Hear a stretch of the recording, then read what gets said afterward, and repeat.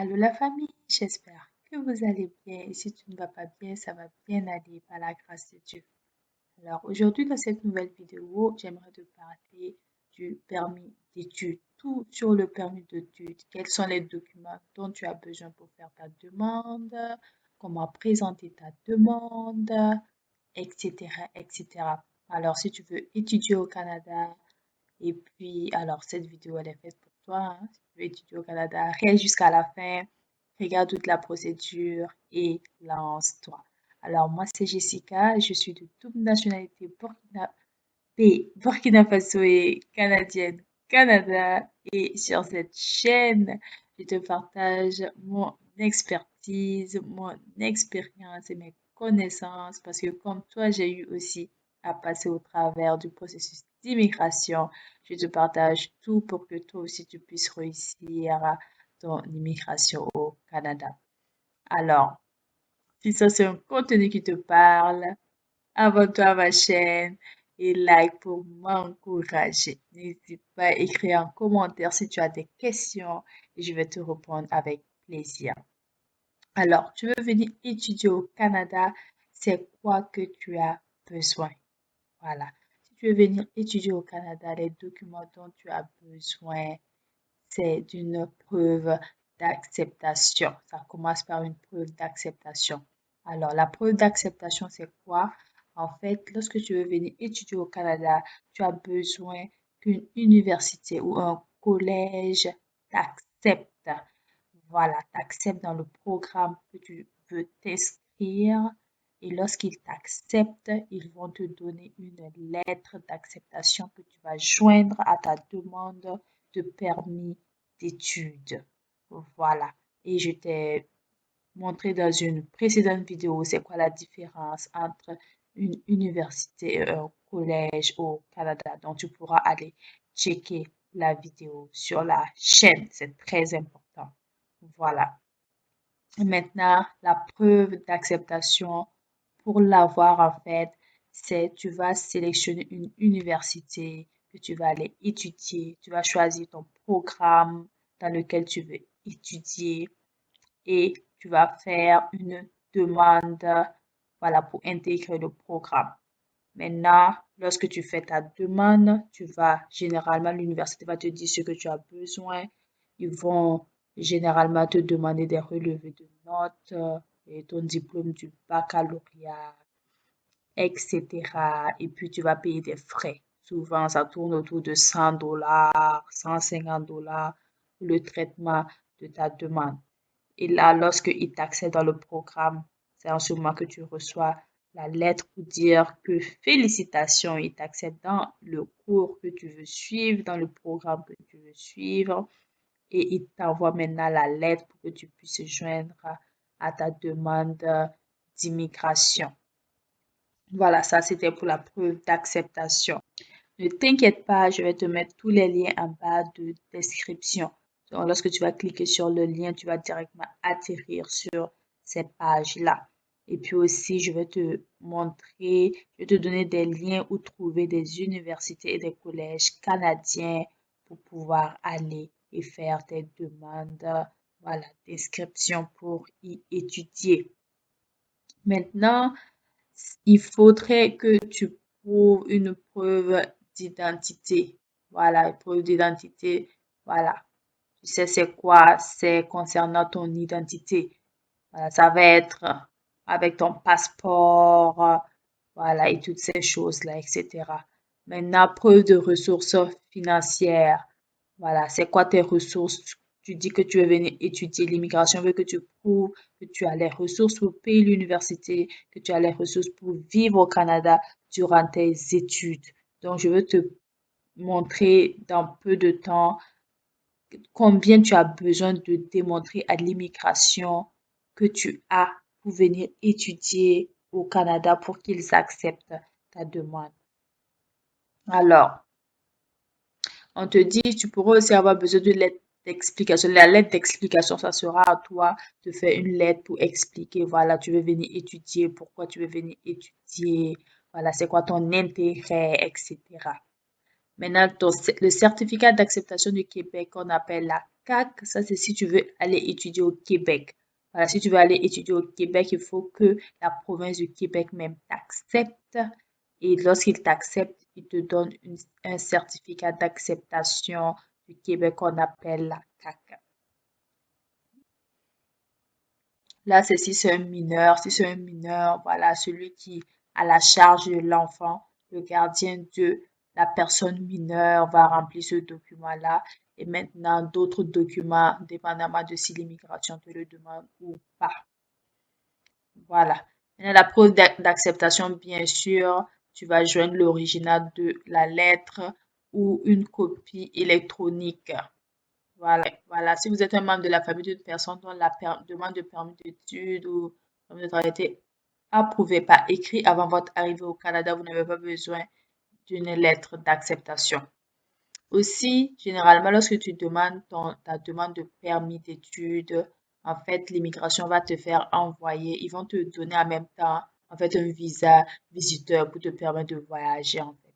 Donc, ils vont te faire envoyer ton passeport, ils vont étamper le visa visiteur, tu auras ta lettre pour tes études et lorsque tu arrives à l'aéroport, les services frontaliers vont te remettre en ce moment ton permis d'études. Et comme je te l'ai expliqué dans d'autres vidéos, avec le permis d'études, tu as le droit de travailler 20 heures par semaine durant tes cours et voilà, le nombre d'heures que tu veux durant les vacances. Voilà. Donc, comme je te disais tantôt, la preuve d'identité, ça va être ton passeport. Voilà, généralement, c'est vraiment ça, ton passeport pour prouver ton identité. Et là, maintenant, la preuve de ressources financières. Donc, comme je te le disais tantôt, tu dois prouver que tu as assez de ressources pour étudier, payer tes études et pour également vivre au Canada durant tes études. Donc, la preuve financière, voilà, qu'est-ce qu'ils veulent? C'est la preuve d'un compte bancaire au Canada à votre nom. Si vous avez viré de l'argent au Canada, certificat de placement garanti d'une institution financière canadienne participante, la preuve d'un prêt d'étudiant ou d'études émis par une banque, vos étapes bancaires des 4 derniers mois, d'une traite bancaire qui peut être convertie en dollars canadiens, la preuve que vous avez payé les frais de scolarité et de logement, une lettre de la personne ou de l'école qui vous donne de l'argent. Donc ça, voilà, souvent c'est important. Si ce sont tes parents, par exemple, qui payent tes études, là, tes parents, il va falloir écrire une lettre et puis joindre à ta demande. Voilà, et tes parents vont signer pour dire que c'est eux qui vont payer, voilà, durant toutes tes études. En ce moment, tes parents vont joindre leur talon de paie, ils vont joindre leur relevé bancaire pour montrer à l'immigration qu'ils ont les moyens de ce qu'ils avancent. Voilà, l'immigration veut toujours voir des preuves. Si tu ne fais pas ça, généralement, c'est une des raisons pourquoi les permis d'études ou même de visa ou vraiment la preuve financière, c'est l'une des raisons pourquoi généralement les visas, ça ne marche pas. L'immigration va te revenir pour te dire que tu n'as pas prouvé que tu as assez de moyens pour survenir à tes besoins, etc. Voilà, preuve de fonds versés au Canada si vous avez une bourse d'études ou faites partie d'un programme d'études financé par le Canada. Donc ça, c'est les preuves qu'ils veulent que vous soumettez. Voilà, c'est pas tout ça, hein. Voilà, tu vas choisir parmi ça qu'est-ce que tu possèdes pour, voilà, leur prouver que tu as la preuve des ressources financières. Maintenant, je vais te montrer en fonction de ta famille les fonds minimums que tu as besoin de prouver à l'immigration en tant qu'étudiant pour que voilà, ta demande soit acceptée. Voilà, ça c'est le minimum nécessaire. C'est le fonds minimum nécessaire. Voilà. Donc, et ça, c'est à l'extérieur du Québec. Ça veut dire toute province au Canada à l'exception du Québec. Voilà. Toute province au Canada à l'exception du Québec. Je vais te montrer pour le Canada et pour le Québec tantôt aussi. Donc, si tu viens au Canada toi-même, c'est toi qui es l'étudiant, ce que tu as besoin de prouver que tu possèdes par année comme ressources, et ça n'inclut pas les droits de scolarité, c'est 10 000 $ canadiens. Voilà. Et les ressources requises par mois, scolarité, c'est 833 $ canadiens. Voilà. Donc, ça, c'est ce que tu dois prouver. Généralement, lorsque tu es tout seul, c'est celui-là. Maintenant, si tu viens avec un membre de ta famille, donc pour le premier membre de la famille, c'est 4 000 $ de plus. Voilà. Plus le montant. C'est pas 4 000 $ simple, c'est plus les 10 000. Donc, 4 000 $ de plus et puis 333 ici de plus. Et pour chaque membre de la famille additionnelle qui t'accompagne, c'est 3 000 $ canadiens et 255 $. Donc, en tout cas, fais sûr d'essayer de respecter au maximum les montants parce que ça va te donner plus de chances que ta demande soit acceptée. Voilà, si tu prouves pas que tu as des preuves de ressources, non, l'immigration, il va juste rejeter ta demande et te dire que tu n'as pas, voilà, tu n'as pas prouvé que tu peux vivre au Canada. Voilà, tu n'as pas de ressources pour vivre au Canada, pour payer tes études, ni pour vivre durant tes études. Donc, comme tu le vois dans l'exemple ici, c'est juste par exemple des frais de subsistance, toi et puis deux membres de ta famille qui décident de venir. Voilà, tu dois juste additionner. Donc, tu as besoin de 17 000 $ par an pour tes frais de subsistance. Voilà, pour une année. Mais si tu es tout seul, et généralement c'est le cas, donc tu as juste besoin de 10 000 $ canadiens. Maintenant, au Québec, si c'est au Québec et tu es une personne de moins de 18 ans, tu as besoin de prouver 6 569 $ canadiens comme ressources financières et ça ne comprend pas les frais de scolarité. Donc, 547 $ canadiens ne comprennent pas les frais de scolarité ici par mois. Donc, si tu es une personne de 18 ans ou plus, tu as besoin de prouver que tu as au minimum 13 134 $ canadiens et 1095 $ canadiens par mois. Ici, c'est par an. Voilà, deux personnes, 19 000, etc., 1600, etc., etc., etc.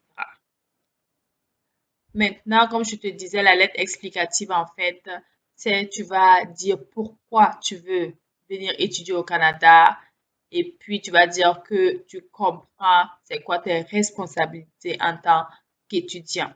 Et tu vas joindre cette lettre à ta demande de permis d'études. Voilà. Maintenant, comme je te disais, le certificat d'acceptation du Québec, c'est lorsque tu veux venir étudier au Québec pendant plus de 6 mois. Donc, tu as besoin de ce certificat-là. Et ça, c'est juste au Québec. Si c'est dans une autre province que le Québec, tu n'as pas besoin de ça. Mais lorsque tu veux étudier au Québec, tu as besoin de ce certificat-là. Donc, tu vas demander ce certificat pour pouvoir faire ta demande. Et note bien que si tu n'as pas ce certificat, tu ne peux pas faire une demande de permis d'études. C'est vraiment important. Si c'est au Québec que tu veux étudier. Voilà. Pour les enfants mineurs dont je te parlais tantôt, si c'est un enfant mineur, le gardien doit remplir ce formulaire. Et enfin, s'il y a d'autres documents, l'immigration va te contacter. Et puis, tu as 30 jours pour répondre, voilà, à l'heure s'ils veulent d'autres documents de ta part. Et puis, en fonction aussi de ton pays, est-ce que tu as des documents supplémentaires à soumettre? Voilà. Maintenant, je vais te montrer comment présenter ta demande. Comme je te le dis dans la plupart de mes vidéos, c'est mieux de faire ta demande en ligne. Actuellement, c'est ce que l'immigration veut. L'immigration recommande de faire vos demandes en ligne. Donc, fais-le en ligne. Donne-toi, voilà, donne-toi toutes les chances de ton bord en respectant leurs directives. Mais je vais aussi te montrer comment le faire papier si pour une raison ou pour une autre tu peux pas le faire, ou comment trouver tes formulaires. Je vais te montrer ça tantôt. Voilà, donc comme tu le vois, vous devrez le faire en ligne, que vous soyez à l'extérieur du Canada ou que vous soyez déjà au Canada. Je dis ça parce que lorsque tu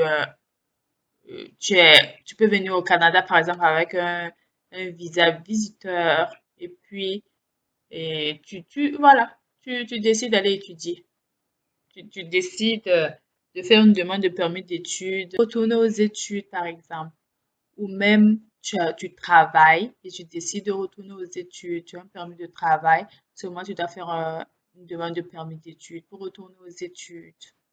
Voilà, les seules personnes qui n'ont pas besoin de faire une demande de permis d'études pour aller travailler ou pour aller étudier, c'est les résidents permanents du Canada. Donc, dès que tu deviens résident permanent, tu fais ce que tu veux. Tu vas aller étudier, va étudier. Tu vas aller travailler, va travailler. Tu n'as plus de, voilà, de demande à l'immigration. Tu n'as plus de demande à faire à l'immigration. Tu prends tes propres décisions. Mais tant que tu n'es pas encore résident permanent, c'est que tu es toujours résident temporaire du Canada et voilà, tu es obligé de faire des demandes à l'immigration, voilà, pour faire telle ou telle chose. Donc, eux-mêmes, ils te le disent ici. Donc, tu peux pas faire ta demande en ligne pour une invalidité ou pour un problème. Il y a une demande en ligne, voilà, il y a quelque chose et tu n'arrives pas à le faire. Tu peux présenter ta demande sous forme papier. Voilà, c'est pas interdit, c'est juste qu'ils recommandent vraiment fortement de le faire en ligne. Voilà. Donc, on va respecter cela pour gagner en temps, quoi. Ça va être plus vite lorsqu'ils vont traiter ta demande. Mais je vais te montrer, comme je le disais, comment le faire papier tantôt. Donc, ici, tu vas juste venir et tu vas dire que tu fais ta demande à l'extérieur du Canada.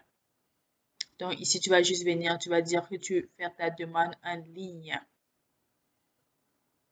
Et là, voilà, je vais te parler après de, du du programme qui te permet d'avoir ton permis et d'études en seulement 20 jours. Donc, si tu es admissible. Donc, je vais te faire une autre vidéo pour cela tantôt. Donc, n'oublie pas d'aller checker sur la chaîne.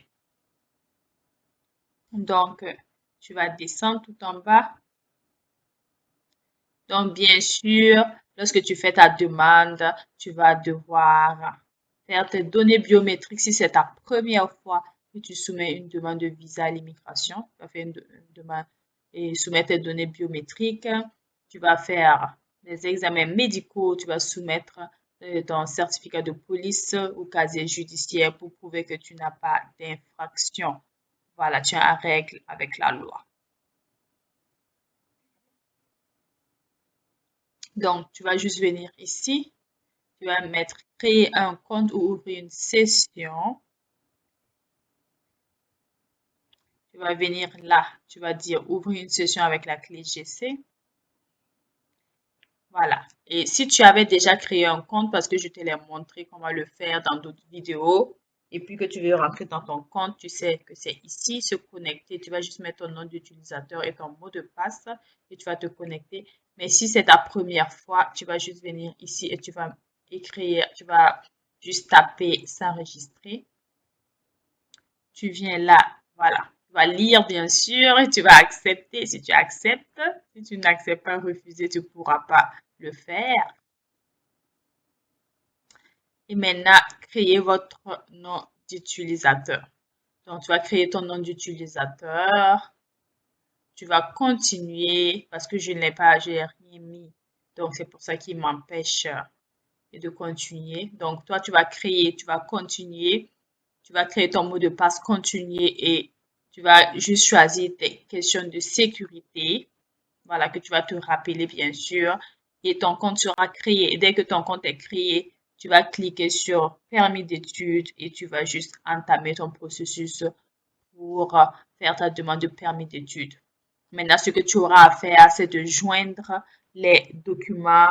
Voilà, tu vas juste les uploader uploader en français. Tu vas juste les télécharger. Donc, eux-mêmes, ils te le disent ici. Donc, tu peux pas faire ta demande en ligne pour une invalidité ou pour un problème. Il y a une demande en ligne, voilà, il y a quelque chose et tu n'arrives pas à le faire. Tu peux présenter ta demande sous forme papier. Voilà, c'est pas interdit, c'est juste qu'ils recommandent vraiment fortement de le faire en ligne. Voilà. Donc, on va respecter cela pour gagner en temps, quoi. Ça va être plus vite lorsqu'ils vont traiter ta demande. Mais je vais te montrer, comme je le disais, comment le faire papier tantôt. Donc, ici, tu vas juste venir et tu vas dire que tu fais ta demande à l'extérieur du Canada. Donc, ici, tu vas juste venir, tu vas dire que tu fais ta demande en ligne. Et là, voilà, je vais te parler après de, du, du programme qui te permet d'avoir ton permis et d'études en seulement 20 jours. Donc, si tu es admissible. Donc, je vais te faire une autre vidéo pour cela tantôt. Donc, n'oublie pas d'aller checker sur la chaîne. Donc, tu vas descendre tout en bas. Donc, bien sûr, lorsque tu fais ta demande, tu vas devoir faire tes données biométriques. Si c'est ta première fois que tu soumets une demande de visa à l'immigration, tu vas faire une demande et soumettre tes données biométriques. Tu vas faire des examens médicaux. Tu vas soumettre ton certificat de police ou casier judiciaire pour prouver que tu n'as pas d'infraction. Voilà, tu es en règle avec la loi. Donc, tu vas juste venir ici. Tu vas mettre créer un compte ou ouvrir une session. Tu vas venir là. Tu vas dire ouvrir une session avec la clé GC. Voilà. Et si tu avais déjà créé un compte, parce que je te l'ai montré comment le faire dans d'autres vidéos, et puis que tu veux rentrer dans ton compte, tu sais que c'est ici, se connecter. Tu vas juste mettre ton nom d'utilisateur et ton mot de passe et tu vas te connecter. Mais si c'est ta première fois, tu vas juste venir ici et tu vas écrire, tu vas juste taper s'enregistrer. Tu viens là, voilà. Tu vas lire bien sûr et tu vas accepter. Si tu acceptes, si tu n'acceptes pas, refuser, tu ne pourras pas le faire. Et maintenant, créez votre nom d'utilisateur. Donc, tu vas créer ton nom d'utilisateur. Tu vas continuer parce que je n'ai pas, j'ai rien mis. Donc, c'est pour ça qu'il m'empêche de continuer. Donc, toi, tu vas créer, tu vas continuer. Tu vas créer ton mot de passe, continuer et tu vas juste choisir tes questions de sécurité. Voilà, que tu vas te rappeler, bien sûr. Et ton compte sera créé. Et dès que ton compte est créé, tu vas cliquer sur permis d'études et tu vas juste entamer ton processus pour faire ta demande de permis d'études. Maintenant, ce que tu auras à faire, c'est de joindre les documents. Voilà, tu vas juste les uploader en français. Tu vas juste les télécharger tous les documents nécessaires et payer les frais, bien sûr. Faire les frais de traitement, tous les frais de traitement. Je t'ai fait une vidéo où je te montre les frais, combien tu dois payer lorsque tu fais une demande de permis d'études. Toute demande que tu fais, combien tu dois payer. Je t'ai montré ces frais-là. Va regarder sur la chaîne et voilà, tu vas payer ces frais et tu vas envoyer ta demande. Si tu ne payes pas les frais, ta demande ne sera pas traitée. Donc, tu paies les frais et tu envoies ta demande. Maintenant, je vais te montrer comment tu fais si tu veux faire ta demande à papier ou trouver même les formulaires de demande.